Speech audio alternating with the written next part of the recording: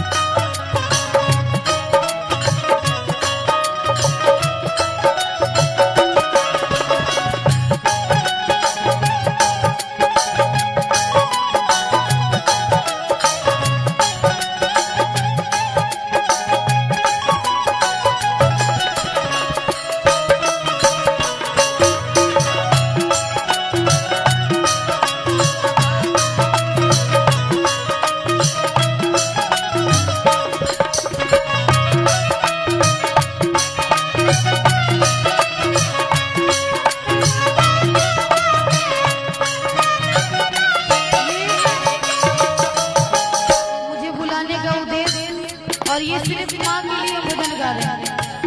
और इंडस्ट्री में हम भी एक कलाकार हैं और काजल दीदी को इतना मानते हैं ना, कंचन दीदी हो गई, रीतू दीदी अपनी बड़ी बहन मानते हैं क्योंकि मेरी कोई बड़ी बहन नहीं है और तीनों दीदी को अपनी बड़ी बहन मानते हैं। और इन लोग अगर एक बोली भी बोलती है ना कुछ तो हम दौड़े आते हैं, दौड़े करते हैं।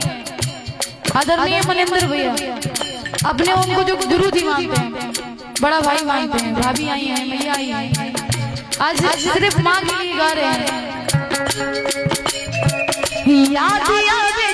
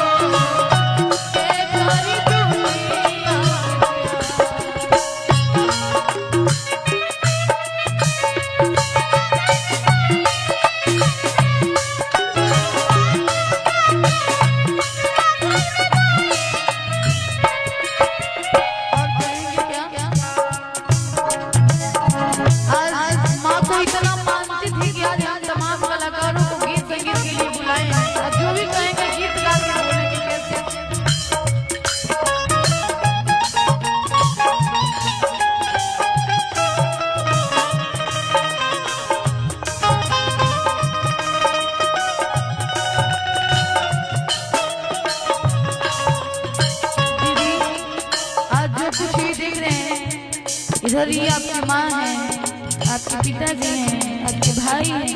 आज हर रूप अपने भैया में देखे, अपने पिताजी में देखे। आए परिवार, हम तमाम जितने भी यहाँ पे भैया हैं, दीदी हैं, हम लोग आपके साथ हैं। कहेंगे माई के चरण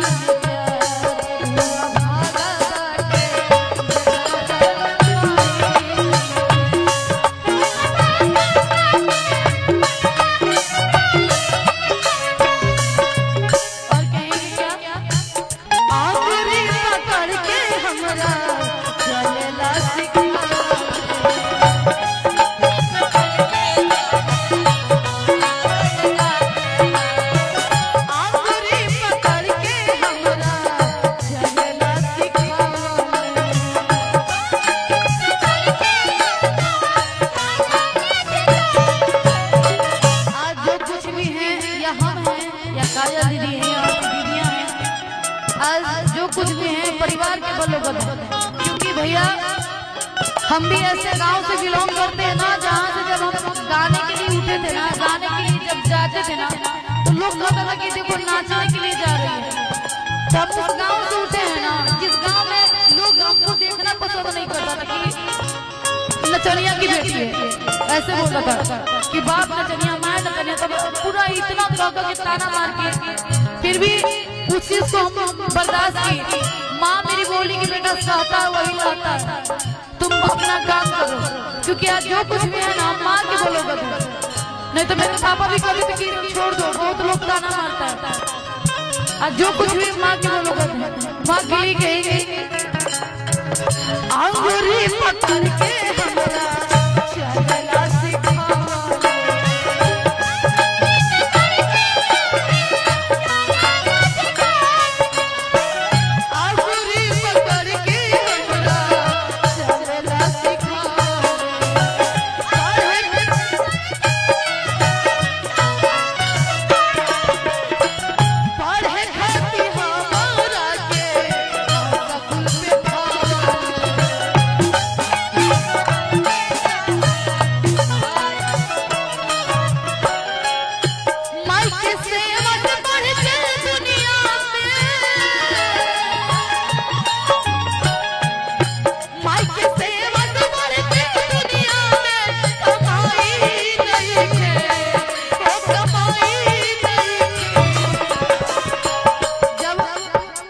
जब यहाँ माता जी एक्सपायर की, मीठी मीठी चलिएगा, जब माता जी एक्सपायर की तो हम कॉल किए भैया को कि हमको ले चलिए वहाँ, हमको यहाँ देखा हुआ नहीं था, दीदी के यहाँ पहली बार आए हैं पर हम आ नहीं पाए।